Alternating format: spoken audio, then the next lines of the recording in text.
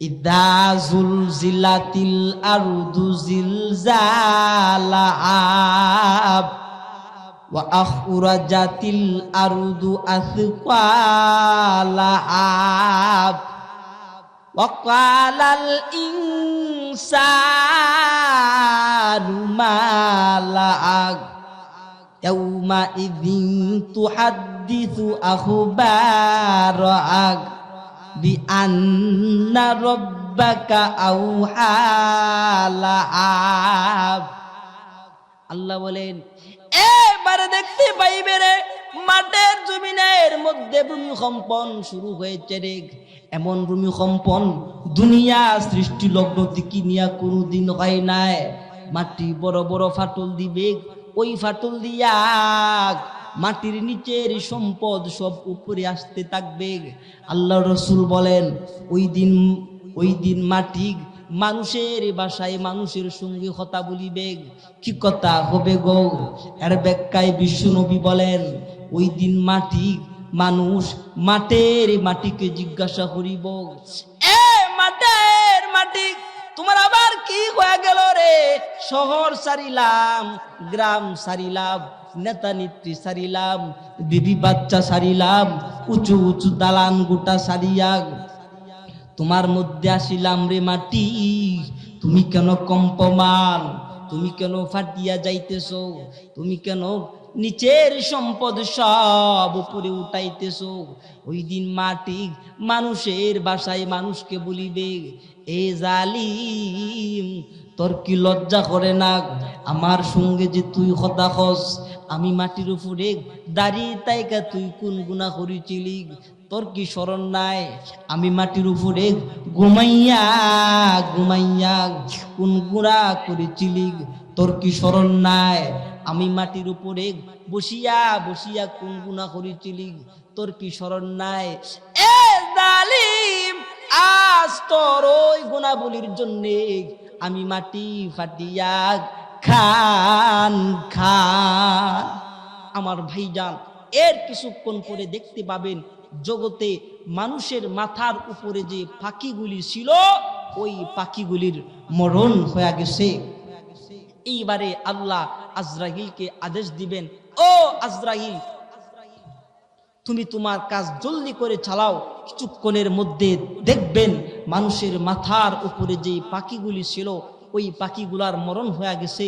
এর কিছুক্ষণ পরে দেখবেন মানুষের চতুর্দিকে যে বেষ্টনকৃত জীবজন্তু, হাঁস মুরগি, গরু বকরি, বেড়া, সাপ বিচ্ছু, বাঘ ভাল্লুকগুলো ছিল, এগুলোরও মরণ হয়ে গেছে।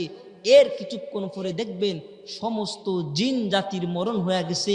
এর কিছুক্ষণ পরে দেখবেন আমার ভাইজান সমস্ত সৃষ্টি জগতের মরণ হয়ে গেছে। এর কিছুক্ষণ পরে দেখবেন গোটা দুনিয়ার সমস্ত মানুষের মরণ হয়ে গেছে। এইবারে আজরাইল আল্লাহর দরবারে হাজিরা দিবে, এ আমার মাওলা, এ আমার মুনিব, আপনি আমাকে যেই দায়িত্ব দিয়েছিলেন সেই হুকুম আমি পুরোপুরি পালন করেছি। 7 আকাশের উগলো থেকে নিয়া 7 জমিনের নিচ পর্যন্ত আর যে কোনো ফাঁকি নাই, আর যে কোনো প্রাণী নাই, আর যে কোনো জিন জাতি নাই, আর যে কোনো প্রাণী নাই। আজরাইল বলবে, ও মাওলা, এইবারে একমাত্র তুমি আল্লাহ, আর জগতের ফিরিস্তা জাতি ছাড়া আর কোনো প্রাণী নাই, আর কোনো মানুষও নাই। সমস্ত মানুষের জানকে বাহির করিয়ে আনলাম, সমস্ত জিনের জান নিয়ে আসলাম। এক কথায় গোটা দুনিয়ার সমস্ত প্রাণী জগতের প্রাণটাকে নিয়ে আসিলাম।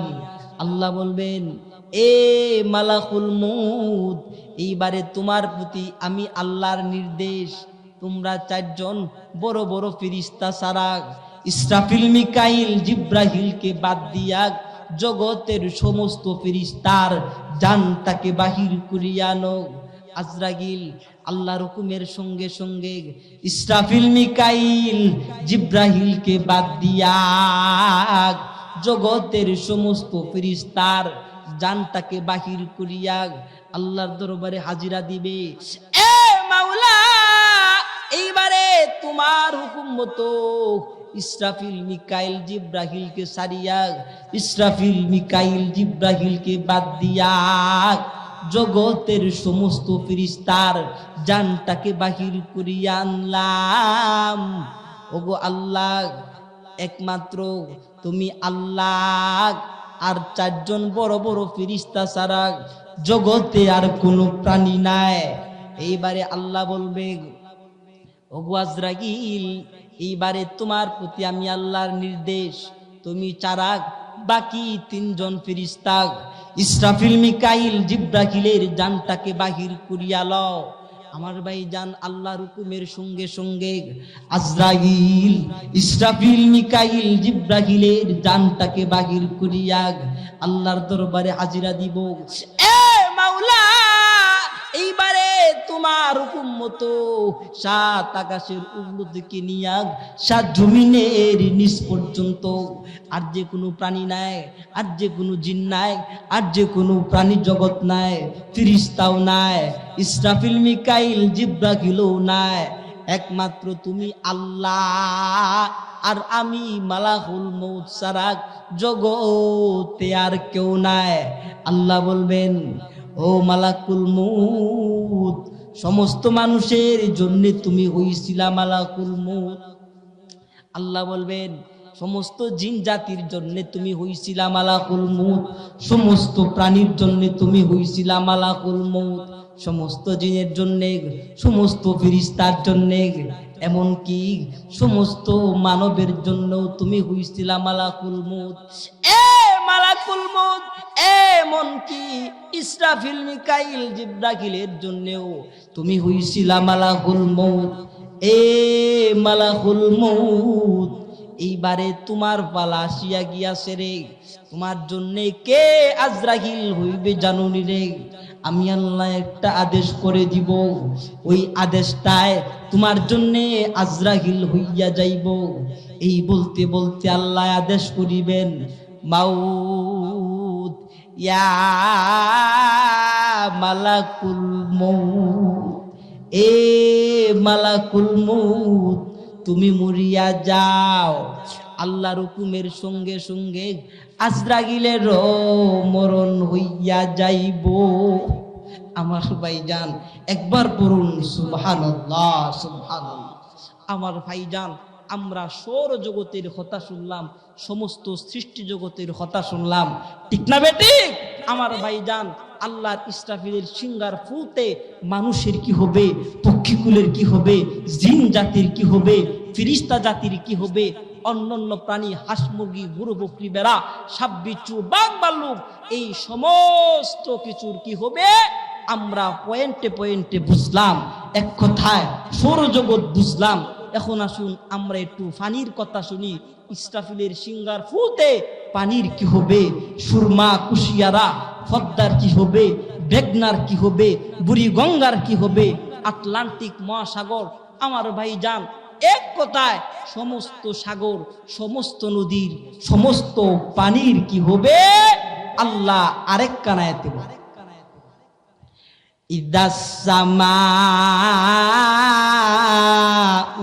ফাতারাত ওয়া ইদাল কাওয়াকিবু তাসারাত ওয়া ইদাল বিহারু ফুজ্জিরাত। বিহারের অর্থ হইল গিয়া সাগর, ফুজ্জিরাতের অর্থ হইল গিয়া উতলানু। আল্লাহ বলেন, এ দুনিয়ার ইমানদার, ওই দিন আমার ইসরাফিলের সিঙ্গার ফুৎকারের মুহূর্তটার কারণে ওই দিন মিঠা পানি আর লবণ পানির মধ্যে কোনো বাগ থাকবে না রে, কোনো ব্যবধান থাকবে না রে।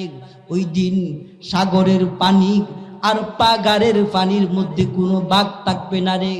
ওই দিন পাতালের পানি পুষ্কুনিতে আইব, পুষ্কুনির পানি বিলে যাইব, বিলের পানি খালে যাইব, খালের পানি নদীতে যাইব, নদীর পানি সাগরে যাইব।